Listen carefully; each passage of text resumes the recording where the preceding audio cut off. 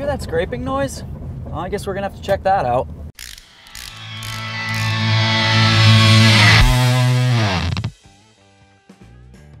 Hey friends, it's Len from 1A Auto. Today I want to talk to you about some of the things that I would look for if I heard a scraping noise from my vehicle, either when I was driving or when I was making long sweeping turns. First of all, of course, you want to road test your vehicle. You want to try to pinpoint when your vehicle makes the noise that you're trying to figure out where the issue is, right? So maybe you're making a long left-hand turn and you hear ch-ch-ch-ch, or a long right-hand turn, ch-ch-ch-ch. Or maybe you're just driving on straight down the road and you hear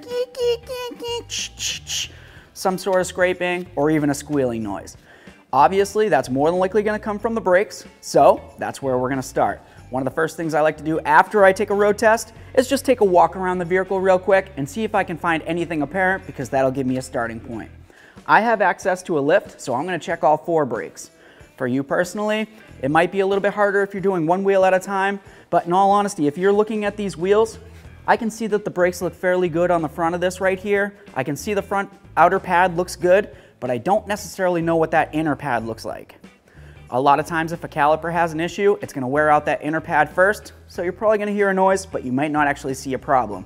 It's best to just check them out thoroughly. If you were to just take an initial look at this, you can tell that the outer pad right here, this is the meat of it. You can see where that line is, where my screwdriver is.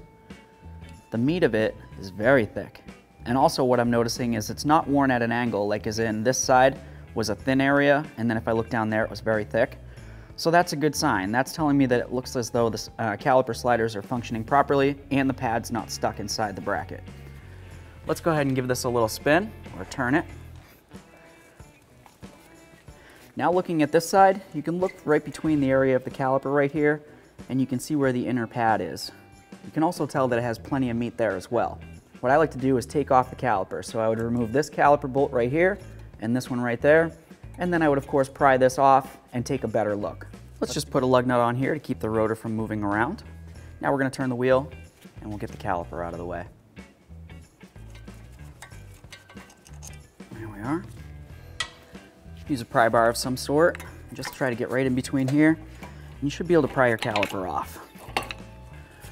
Once you have it off, it's important to take a look at this boot right along your piston.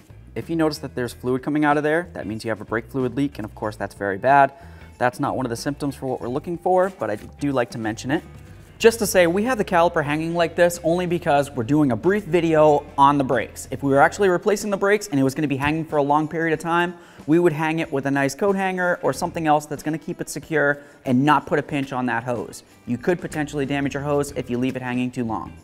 Now we have a clear view of our pads. Let's go ahead and take the pads out of here. You want to make sure they come out nice and easy. If for some reason you have to use a hammer and a larger pry bar to get them out, you know that they're probably stuck inside the bracket.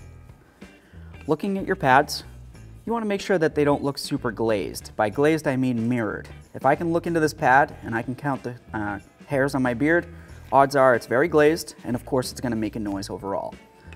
The crud inside this area right here, of course, could make a noise as well, so just bear that in mind. If you wanted to clean this out, it's going to be helpful overall. That's brake dust, so make sure you don't breathe it in. We'll check both pads just the same way.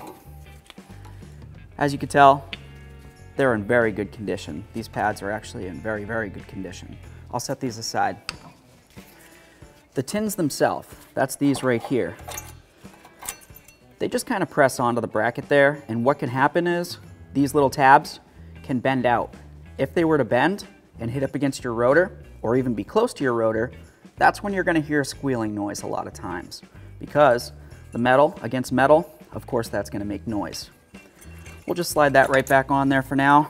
That's not an issue. I can tell it's very far away from the rotor all the way around, and it's in good condition.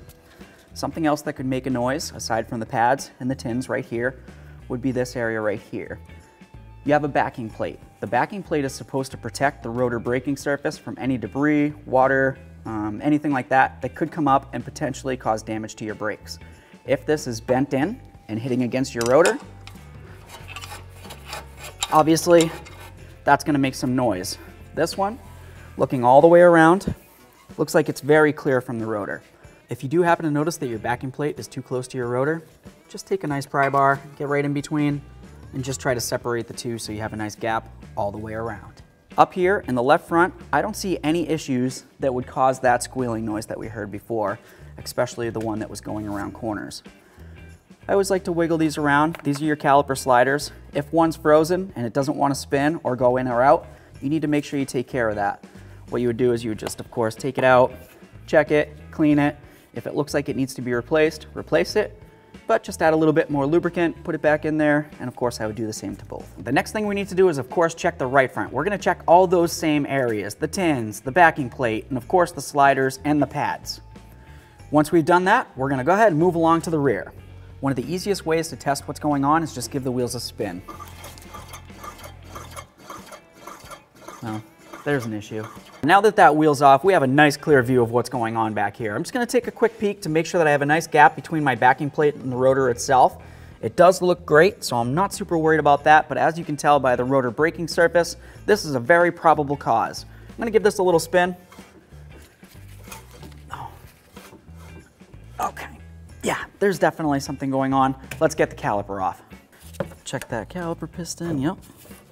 Wow, look at the pads. Holy moly. I can't even get this out of here. As you can tell by this pad, but as you can tell from the pad, it's worn very low. It's actually been hitting up against the squealer here. This is the wear indicator that tells you when your pads are too low and they're unsafe. Well, it's been hitting. So, you can tell that this pad is in very poor condition. There isn't really much more to say about it other than it needs to be replaced. I'll set that one aside. Of course, we'll check this one as well. That one isn't in much better condition at all. It's even hitting along here, which is very bad. The reason why it's hitting along here is because of this large rust lip on the rotor right there. If your rotor has rust build up like this, that can cause a noise because as this rust is coming around, it's going to be, of course, wearing into your pad. It could potentially hit up against your tins or even the bracket, depending on how big the rust area is. So now that everything's apart, I'm just going to give this a little spin. And this sounds amazing at this point, so I'm really not too worried about the bearing on the backside there. We have a clear view, of course, of that whole backing plate. It looks great. Some vehicles will have their emergency brake cable incorporated in with the caliper itself. If it looks like this, then that means that you don't actually have separate emergency brake shoes located behind the rotor. With that said, if your emergency brake cable doesn't go to the caliper and it looks as though it goes to the backing plate or into the rear back here on your vehicle, that means you're going to have emergency brake shoes. So what you would have to do at that point would be, of course, to take the caliper off completely, get it out of the way, and then you'd have to get the rotor off so you can inspect the shoes behind there to make sure everything's in good condition. If you suspect that you have an issue where the rotor's hitting up against your backing plate, of course it's a great idea to go ahead and take the bracket off as well. Take the rotor off, and then you can look at the backing plate to see exactly where the scraping's been coming from. Okay friends, so as you can tell, the pads and rotors on the left rear of this vehicle are in very poor condition. That tells me that I of course need to go over and check the right rear as well. If for some reason your brakes are in condition like this is very bad. It's unsafe overall, and of course you're going to have a braking condition, whether it's a squeal or even a pulsation. With that said, there really isn't much you can do to fix this, in exception of course, replacing the pads and rotors themselves, and you'd of course want to test those calipers to make sure the pistons push back as they should. Okay friends, so we found our brake issue. Hopefully you learned a little something along the way. If you did and you want to talk about it, leave it in the comment section below. If you liked the video, please smash on the like button for me. It would mean the world. While you're at it, why don't you go ahead and subscribe and ring the bell. That way there you can be kept up with all of our latest content. Thanks.